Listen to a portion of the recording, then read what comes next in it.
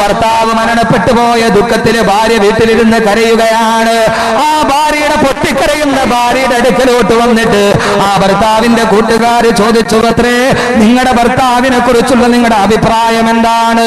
ആ ഭർത്താവ് ജീവിച്ചിരിപ്പില്ല, ആ ഭർത്താവ് പള്ളിക്കാട്ടിൽ ഉറങ്ങുകയാണ്. ഭർത്താവ് മരിച്ച ദുഃഖമോത്ത് പൊട്ടിക്കരയുന്ന ഭാര്യയോട് ചോദിച്ചാൽ ആരാണ് ഭർത്താവെന്നറിയുമോ? ലോകൈക ഗുരുനബി മുഹമ്മദ് മുസ്തഫ അല്ലാഹുവിന്റെ റസൂലായിരുന്നു. അല്ലാഹുവിന്റെ റസൂലായിരുന്നു. റസൂലുള്ളാഹിയുടെ ഭാര്യയോടാണ് ചോദിക്കുന്നത്. ബീബി ആയിഷ റളിയല്ലാഹു അൻഹ, ആയിഷ റളിയല്ലാഹു അൻഹയോടാണ് ചോദിക്കുക. അല്ലാഹുവിന്റെ റസൂലിന്റെ ഖബറടക്കം കഴിഞ്ഞപ്പോ അനസ് റളിയല്ലാഹു അൻഹു അടക്കമുള്ള സഹാബാക്കൾ ആയിഷ ബീവിയുടെ അടുക്കലെത്തി. അല്ലാഹുവിന്റെ റസൂൽ വിട പറഞ്ഞ ദുഃഖത്തിന്റെ കടലിന്റെ ഉള്ളിൽ ആയിഷ ബീവി കരഞ്ഞുകൊണ്ടിരിക്കുമ്പോ സഹാബത്ത് ചോദിച്ചു, അത്ര ഉമ്മുൽ മുഅ്മിനീൻ ആയിഷ ബീവിയെ, നിങ്ങളുടെ ഭർത്താവായ റസൂലുള്ളാഹിയെ കുറിച്ച് നിങ്ങളുടെ അഭിപ്രായം ഒന്ന് പറഞ്ഞു തരുമോ? സഹോദരങ്ങളെ, ഈ സദസ്സിന്റെ ഒരേ ഒരു സന്ദേശം പറയട്ടെയോ? നമ്മളെ മരിച്ചു മണ്ണിന്റെ അടിയിൽ പോയാൽ ഭാര്യയോട് ചോദിച്ചാൽ ഭാര്യ പറയണം. ആയിഷ ബീവി പറയുകയാണ്, എന്റെ ഭർത്താവിന്റെ സ്വഭാവം എന്തെന്നറിയുമോ? കാന ഖുലുഖുൽ ഖുർആൻ, കാന ഖുലുഖുൽ ഖുർആൻ. എന്റെ ഭർത്താവിന്റെ സ്വഭാവം ഖുർആനായിരുന്നു. ഖുർആൻ പറഞ്ഞ ഭർത്താവായിരുന്നു. ഖുർആനിലെ ഭർത്താവാകണം, ഖുർആനിലെ ഭർത്താവാകണം. ആയിഷയുടെ പ്രവാചകനെ പോലെ, ഹാജറയുടെ ഇബ്രാഹീമിനെ പോലെ സല്ലല്ലാഹു അലൈഹി വസല്ലത്തു വസ്സലാം. എന്റെ പ്രിയപ്പെട്ട സഹോദരങ്ങളെ, ആ ഭർത്താവായി മാറാൻ നമുക്ക് കഴിയണം. ബഹുമാനപ്പെട്ട ആയിഷ ബീവി പറഞ്ഞതെന്താ? എന്റെ ഭർത്താവ് മണ്ണിന്റെ അടിയിലാണെങ്കിലും അദ്ദേഹത്തെ കുറിച്ച് പറയാൻ എനിക്കൊന്നേയുള്ളൂ. ആയിഷ ബീവിയോട് ഭർത്താവ് മറ്റുള്ള ജീവിതം എങ്ങനെയെന്ന് ചോദിച്ചപ്പോ ആയിഷ ബീവിയുടെ മറുപടി ഒരു ദീർഘനിശ്വാസമായിരുന്നില്ല, വിധിയെ പഠിക്കലായിരുന്നില്ല. ആയിഷ ബീവി പറഞ്ഞ മറുപടി, കാന ഖുലുഖുൽ ഖുർആൻ, എന്റെ ഭർത്താവ് ഖുർആൻ പറഞ്ഞ ഭർത്താവായിരുന്നു. ഖാമോശ് രഹി തോ ഖുദാ കി കിതാബ് ഹേ, മഗർ ബോൽ രഹി തോ റിസാലത്ത് കാ മാബ് ഹേ. खामोश रही तो खुदा की किताब है, मगर बोल रही तो रिसालत का माब है.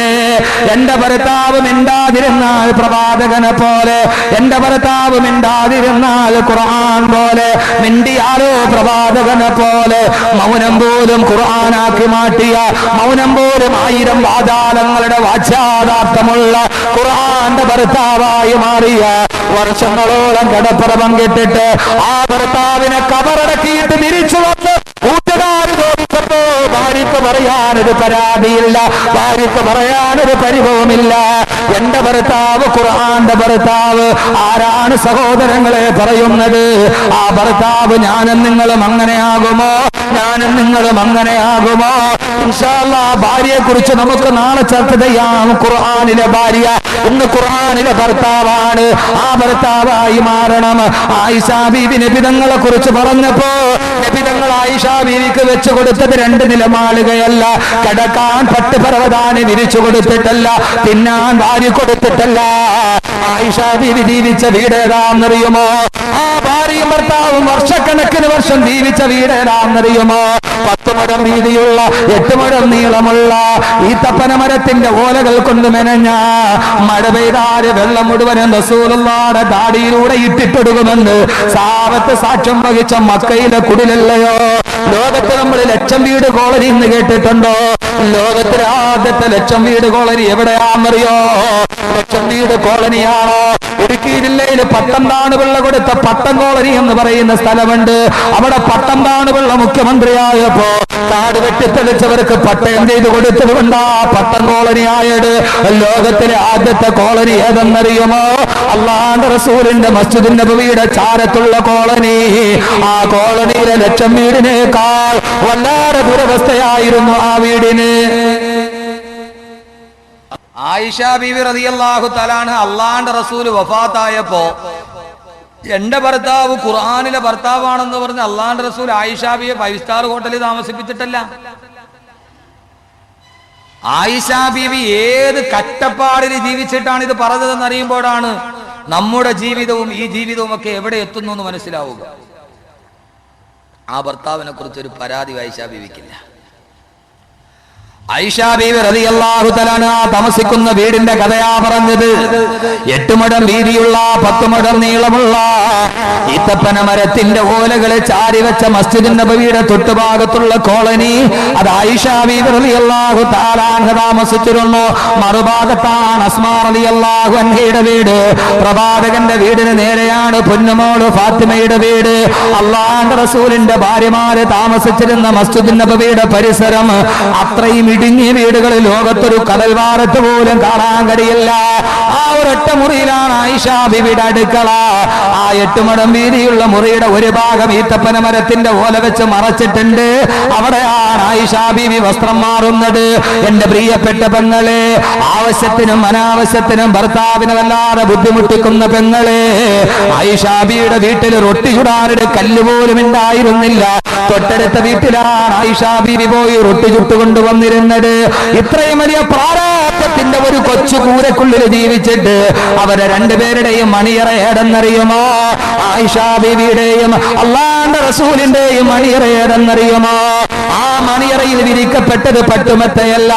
അല്ലാഹുവിന്റെ റസൂലിന്റെ വീടിന്റെ മുകൾ ഭാഗത്ത് മസ്ജിദ് നബവിയുടെ മണൽത്തരികളാണ്.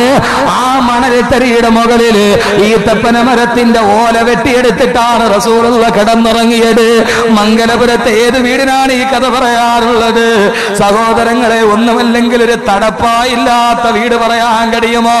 ഒരു ഭാര്യയും ഒരു ഭർത്താവും ചോരിപ്പൊരിയുന്ന മടയത്ത് താഴത്തെ മണലിന്റെ മുകളിൽ ഒരു തെങ്ങിന്റെ ഓല വെട്ടിവെച്ചിട്ട് കിടക്കുന്നത് പോലെ കിടക്കുകയാണ്. ആയിഷ ബീവി പറയുകയാണ്, രാവിലെ ഉറക്കത്തിൽ നിന്ന് ഞാൻ എഴുന്നേൽക്കുമ്പോ എന്റെയും റസൂലുള്ളാഹിയുടെ ഈ ശരീരത്തിൽ കിടന്നിറങ്ങിയ മണൽത്തരികൾ പട്ടിപ്പിടിച്ചു കിടക്കുമായിരുന്നു. ഞാൻ എഴുന്നേറ്റാലുടനെ അല്ലാഹുവിന്റെ റസൂലിന്റെ പുറത്ത് തറച്ചു വെച്ചിരിക്കുന്ന മണൽത്തരികൾ ഞാൻ തൂടി മാറ്റുമായിരുന്നു. സഹോദരങ്ങളെ, വെറും ഓല വിരിച്ചിട്ടിട്ട് അതിന്റെ മുകളിൽ പട്ടുമെത്തയിൽ കിടന്നിറങ്ങിയ പെണ്ണ്, ഇന്നത്തെ പെണ്ണ് ഈ ത്യാഗത്തിന് തയ്യാറാകുമോ? എന്നിട്ടും ആയിഷ ബീവിക്ക് പരിഭവമില്ല.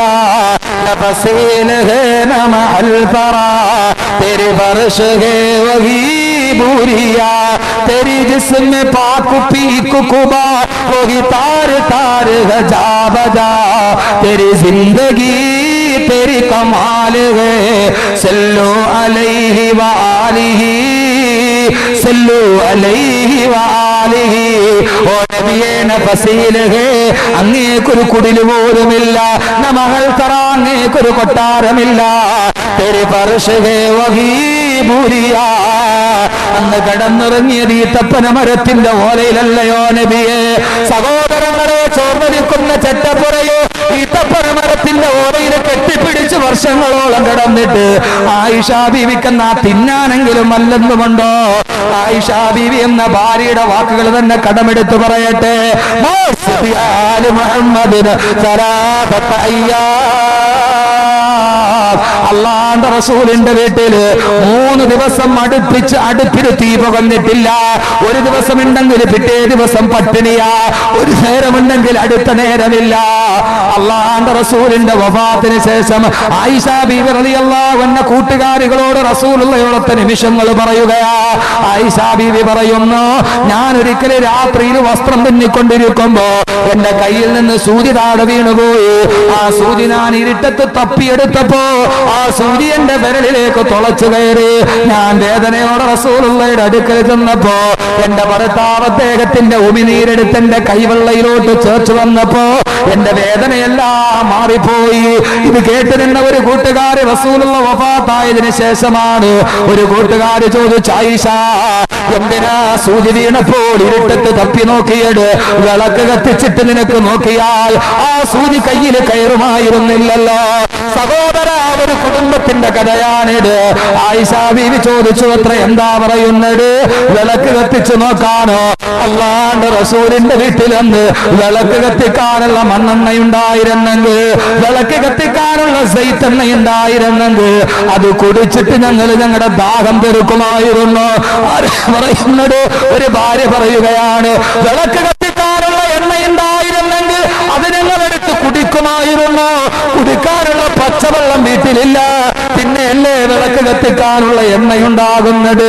സഹോദരങ്ങളെ, നാടൻ ഭാഷയിൽ പറഞ്ഞാല് കരിന്തിരി കത്തുന്ന മണ്ണെണ്ണ വിളക്കും കയ്യിൽ പിടിച്ച് വിളക്ക് കത്തിക്കാൻ എണ്ണയില്ലാതെ ജീവിച്ച ആയിഷ, അല്ലാഹുവിന്റെ റസൂൽ വഫാത്തായി കഴിഞ്ഞപ്പോ ആയിഷ ബീവിയെ കൊട്ടെടുത്ത കൂട്ടുകാരി ഭക്ഷണം കഴിക്കാൻ വിളിച്ചു. ആയിഷ ബീവിയുടെ മുമ്പിൽ വലിയ ഭക്ഷണം കൊണ്ടുവന്ന് വെച്ചു. ഇറച്ചിയുണ്ട്, ഈത്തപ്പഴമുണ്ട്. അത് കൈയെടുത്ത് വെച്ചപ്പോ ആയിഷ ബീവി പൊട്ടി പൊട്ടി കരയാൻ തുടങ്ങി. കൂട്ടുകാര് ചോദിച്ചു, എന്തിനാ കരയുന്നത്? ആയിഷ ബീവി പറയുകയാണ്, എന്റെ റസൂലുള്ളാഹി ഞാനെന്നും വീട്ടിൽ ജീവിക്കുമ്പോ എന്റെ റസൂലുള്ളാഹിയുടെ കൂടെ ഇരുന്നിട്ട് എനിക്ക് ഇങ്ങനെ ഒരു ഭക്ഷണം കഴിക്കാൻ കഴിഞ്ഞിട്ടില്ല. ഇന്നത്തെ സുഭിക്ഷമായ ഭക്ഷണം കാണുമ്പോ എന്റെ ഭർത്താവ് ഒന്നിച്ചുള്ള എന്റെ കട്ടതയുടെ ദിനരാത്രങ്ങൾ ഞാൻ ഓർത്തുപോയെന്ന് ഉമ്മുൽ മുഅ്മിനീൻ ബീവി ആയിഷ. ബോളിവുഡിന്റെ സിനിമാ താരങ്ങൾ ഇതിന്റെ റോൾ മോഡലല്ല. ബോളിവുഡിന്റെ സിനിമാ താരങ്ങൾ ഇതിന്റെ റോൾ മോഡലല്ല. പിപ്പാഷയും അമീഷ പട്ടായാലും ഈ രാജാസ്മിനും ഒന്നും നിന്റെ റോൾ മോഡലല്ല. തങ്ങളെ ചരിത്രത്തിന്റെ ആയിഷയാകുമോ, ചരിത്രത്തിന്റെ മറിയമാകുമോ, ചരിത്രത്തിന്റെ ഫാത്തിമയാകുമോ? തങ്ങളെ ചെട്ടക്കുടിയിൽ ജീവിക്കുമ്പോഴും പരിഭവമില്ലാതെ തന്റെ ഭർത്താവിനെ കബറിളക്കിയിട്ട് കൂട്ടുകാർ വന്നിട്ട് എങ്ങനെയാ നിങ്ങളുടെ ഭർത്താവെന്ന് ചോദിച്ചപ്പോ ഭർത്താവിനെ തള്ളി പറഞ്ഞില്ല. എങ്ങനെയാ പറയുന്നത്? എന്റെ ഭർത്താവിന്റെ സ്വഭാവം ഖുർആനായിരുന്നെന്ന് ബീവി ആയിഷ റളിയല്ലാഹു തആല അൻഹ. എന്താ അവരുടെ ജീവിതം? കുറ്റപ്പെടുത്തലുണ്ടായ? കുറ്റപ്പെടുത്തണമെങ്കിൽ ആയിഷ ബിയെ വല്ല സഹോദരങ്ങളെ കുറ്റപ്പെടുത്തേണ്ടത്. നിങ്ങൾക്കറിയോ, നിങ്ങൾക്കറിഞ്ഞിട്ടുണ്ടോ? നിങ്ങൾ അള്ളാന്റെ റസൂലും ആയിഷ ബീവിയും, ഈ ആയിഷ ബീവിക്ക് അള്ളാന്റെ റസൂലിന്റെ ബന്ധത്തിൽ കുട്ടികൾ പോലും ഉണ്ടായിട്ടില്ല. ഭാര്യ പ്രസവിക്കാൻ താമസിച്ച ഭാര്യയുടെ കുഴപ്പം, ഭർത്താവിന്റെ കുഴപ്പം, മടിയായി, ബഹളമായി. നിങ്ങൾക്കറിയോ സഹോദരങ്ങളെ, അള്ളാന്റെ റസൂലും ആയിഷ ബീവിയും ഇത്രയും വർഷം കിടപ്പറ പങ്കിട്ട് ഭാര്യ ഭർത്താക്കന്മാരായി ജീവിച്ചിട്ട് അവർക്ക് അള്ളാഹു ഒരു കുഞ്ഞിക്കാല് കാണാൻ ഭാഗ്യം കൊടുത്തില്ല. ആയിഷ ബീവി പ്രസവിച്ചിട്ടില്ല. എന്റെ പെങ്ങളെ ആയിഷ ബീവി പ്രസവിച്ചിട്ടില്ല. പ്രസവിക്കാത്ത ഉമ്മ, അതാണ് ബീവി ആയിഷ. ആഗ്രഹമില്ലാഞ്ഞിട്ടാണോ? സഹോദരിമാര് പറയും അവരൊക്കെ അള്ളാനെ പേടിയുള്ളവർ, അവർക്ക് മക്കളൊക്കെ വലിയ തടസ്സമായി ഇബാദത്തിന്. ഇല്ല പെങ്ങളെ, ഇല്ല. നമ്മൾ പഠിച്ചാൽ ഒത്തിരി ഉണ്ട് പഠിക്കാൻ. ആയിഷ ബീവിക്ക് വലിയ കൊതിയായിരുന്നു ഒരു കുഞ്ഞിനെ കിട്ടാൻ. ഉമ്മ എന്നതെന്റെ പൊന്നുമോള് വിളിക്കുന്നത് കേൾക്കാൻ ആയിഷ ബീവിക്ക് വലിയ കൊതിയായിരുന്നു. അല്ലാഹുവേ, ഉമ്മയെന്ന് വിളിക്കാൻ എനിക്കൊരു കുഞ്ഞ് പൈതലില്ലല്ലോ. അവസാനം ആ കൊതി കാരണത്താൽ ആയിഷ ബീവി തന്റെ സഹോദരനായ സുബൈർ റളിയല്ലാഹു അൻഹുവിന്റെ മകൻ അബ്ദുല്ലാഹിബ്നു സുബൈറിനെ എടുത്തു വളർത്തി. എന്നിട്ട് അബ്ദുള്ളയോട് പറഞ്ഞു, മോനെ ഉമ്മയെന്നൊന്ന് വിളിക്കുമോ, എന്നെ ഉമ്മ എന്നൊന്ന് വിളിക്കുമോ? അബ്ദുല്ലാഹിബ്നു സുബൈർ ആയിഷ ബീവിയെ ഉമ്മയെന്ന് വിളിച്ചു. ആയിഷ ബീവി ഉമ്മ അബ്ദില്ല, അബ്ദുല്ലയുടെ ഉമ്മ എന്ന് പറഞ്ഞുകൊണ്ട് നടക്കുമായിരുന്നത്രേ. ഒരു പൊന്നുമോൾ ഉമ്മയെന്ന് വിളിക്കാനുള്ള കൊതി കാരണത്താൽ ആ ഭാര്യ ഭർത്താക്കന്മാരുടെ ഇടയിൽ അവർക്കൊരു കുഞ്ഞു പറക്കാതിരുന്നിട്ട് പോലും അവർക്ക് ജീവിതത്തിൽ പരാതിയില്ലല്ലോ. എന്റെ ഭർത്താവ് കിടക്കുന്നു, ഖുർആനിലെ ഭർത്താവ്. കാന ഖുലുഖുഹുൽ ഖുർആൻ. നമ്മുടെ കുടുംബം ഈ കുടുംബമായില്ലെങ്കിൽ എന്ത് കുടുംബമാണ്? തമ്മിൽ തല്ലിച്ചാവാനാണെങ്കിൽ, കുടുംബ കോടതിയിൽ കേസ് പറയാനുള്ളതാണെങ്കിൽ, ഓഡിറ്റോറിയത്തിൽ അടികൂടാനുള്ളതാണെങ്കിൽ, എന്തിനാണ് പെങ്ങളെ ഈ ജീവിതം? എന്തിന്?